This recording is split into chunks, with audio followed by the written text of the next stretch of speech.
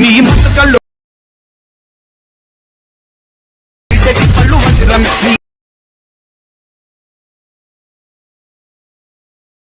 Hi friends, welcome to అరెంట్స్ official. ఇంత ప్రివ్యూలో ఒక వీడియో చూసే ఉంటారు. సేమ్ అదే విధంగా ఎడిట్ చేసుకోవాలంటే వీడియో స్కిప్ చేయకుండా చూడండి.